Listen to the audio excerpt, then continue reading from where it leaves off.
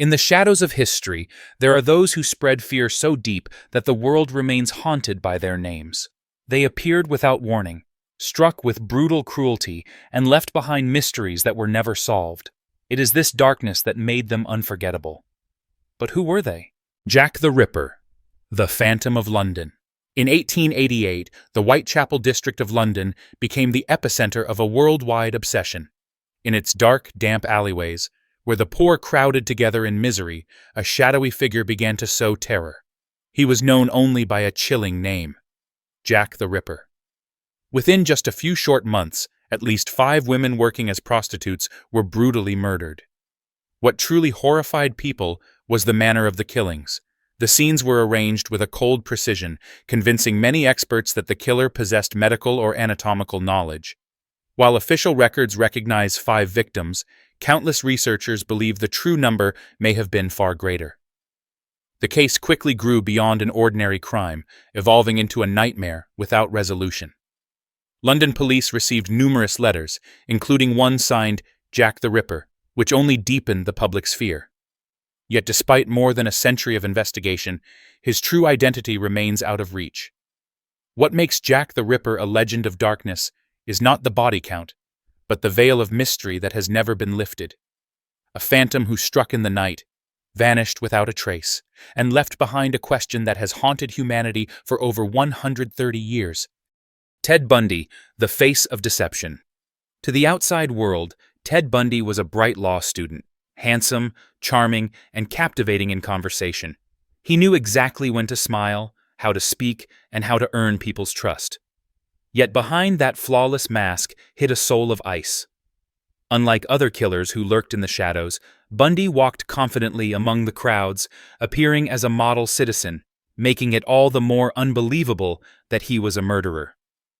Bundy's favorite ruse was to feign injury, his arm in a sling or moving on crutches, then ask women for help. The moment they stepped forward, their kindness turned into a trap. Year after year, he traveled across multiple states, leaving behind a trail of disappearances that baffled police. People struggled to accept that such a handsome, well-dressed young man could be the monster terrorizing America. Though Bundy was arrested several times, he escaped in ways that seemed torn from fiction. Once, he leapt from a courthouse window. Another time, he dug his way out of a jail cell and vanished for weeks.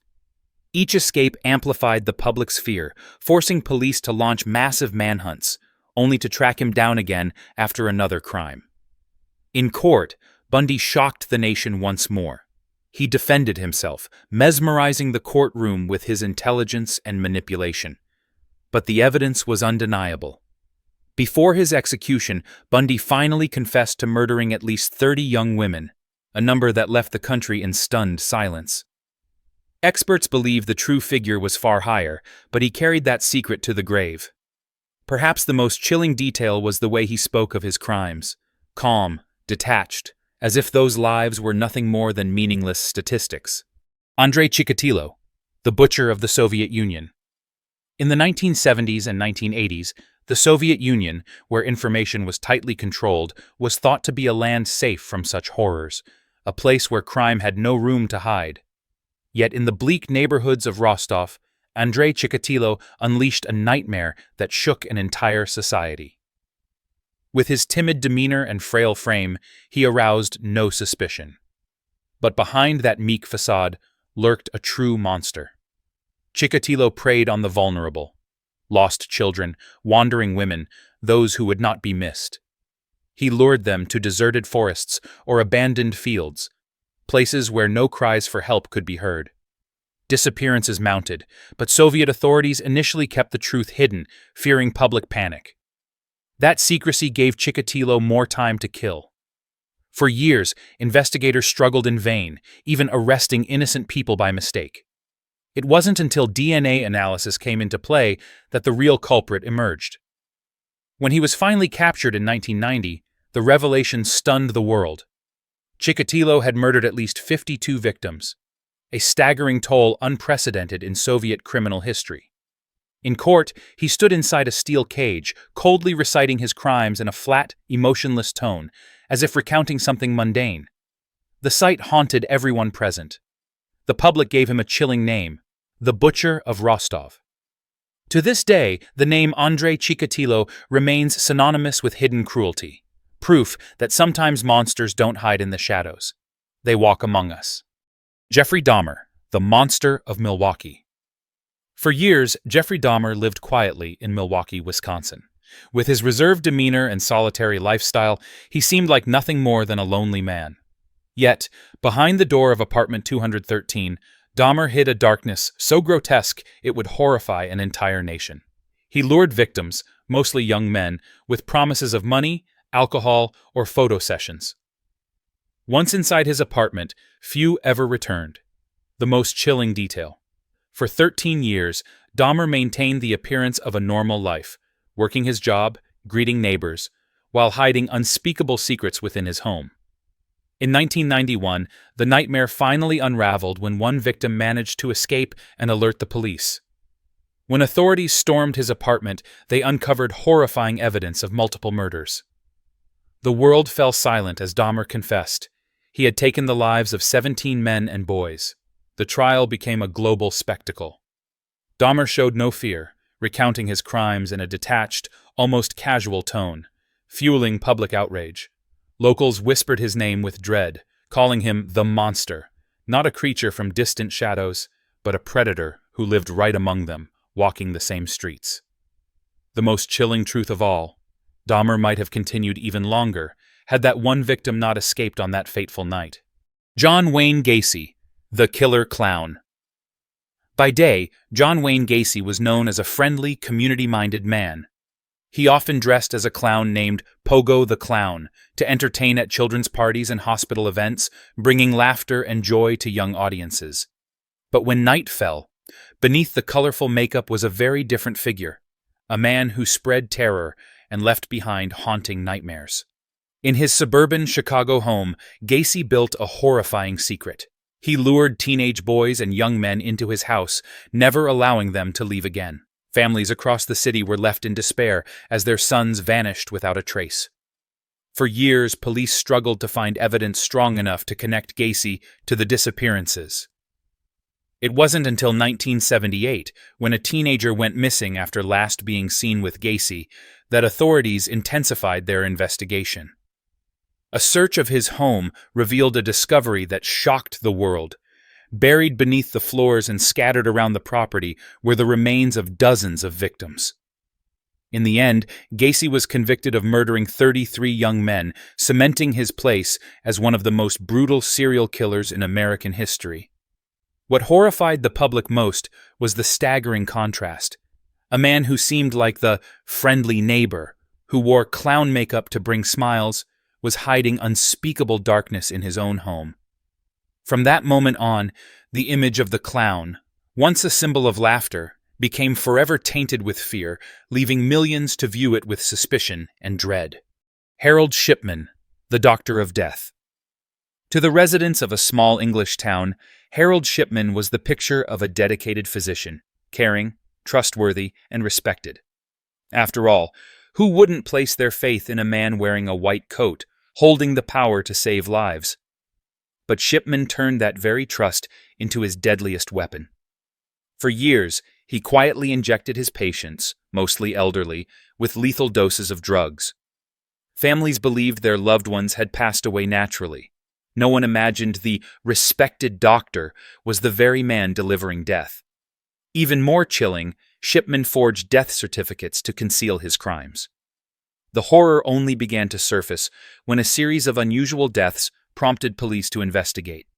What they uncovered was staggering. Harold Shipman hadn't committed just a handful of murders. He had killed at least 215 patients, with estimates climbing to more than 250. That number made him the most prolific serial killer in modern history. Through it all, Shipman remained calm, never showing a shred of remorse. He was sentenced to life imprisonment, but ultimately took his own life in his cell, carrying countless unanswered secrets with him. The case of Harold Shipman did not just horrify the public, it sent shockwaves through the entire medical system of the United Kingdom, forever reshaping the way doctors were monitored and regulated. and it left behind a chilling question. If even the guardians of life can turn into harbingers of death, then who among us can we truly trust? Pedro López, the monster of the Andes. In the impoverished and remote mountain regions of Colombia, Ecuador, and Peru, a shadow of terror haunted communities for years. Pedro Alonso López, a man who came to be known as the monster of the Andes. Born into a childhood of violence and abuse, he grew up scarred by cruelty and eventually transformed into a predator disguised as a man. López did not strike in bustling cities where people might notice. Instead, he targeted small villages, places where poor young girls could vanish without raising questions. This allowed him to operate in silence for years, moving across borders and leaving little trace behind. When he was finally captured in 1980, the truth stunned the world. Pedro López confessed to murdering more than 300 girls, most between the ages of 8 and 12. The staggering number made him one of the most prolific serial killers in recorded history, and exposed the devastating failure of legal systems to protect the most vulnerable. Even more chilling, despite his conviction, López was released after serving his sentence in Ecuador, and then disappeared from public record. To this day, no one knows where he is or whether more victims followed after his release. His vanishing did not close the chapter of horror, but instead carved a haunting question into history. How could one of the deadliest predators of the Andes simply disappear, leaving the world to wonder if he still walks among us? Luis Garavito, the monster of Colombia. In Colombia during the 1990s, hundreds of poor children began to vanish across small towns. At first, people thought these were cases of runaways or human trafficking. But as investigations unfolded, they led to a horrifying truth. Behind it all was a single man, Luis Alfredo Garavito, later etched into criminal history with the name La Bestia, the Beast. Garavito was unlike other notorious killers who targeted adults. He preyed on young street boys, homeless children who were easy to lure. With the appearance of an ordinary man, he approached them with promises of candy, clothes, or work. That trust turned him into a terrifying predator haunting Colombia. When he was arrested in 1999, the nation was shaken. Garavito confessed to killing more than 140 boys, though investigators believe the true number could exceed 300, making him one of the most prolific serial killers in modern history. Yet the most terrifying truth was not just the number of victims, but how the Colombian justice system dealt with him. At that time, the law did not allow the death penalty or life imprisonment. Garavito was officially sentenced to more than 1,800 years. But because of legal limits, he could still be released after serving only a few decades. A man who admitted to destroying hundreds of innocent lives, yet still holds the possibility of walking free one day. That thought alone chills the world, leaving us to wonder, if such a monster can be released, are we truly safe? Or are we simply living in a fragile pause before the darkness returns?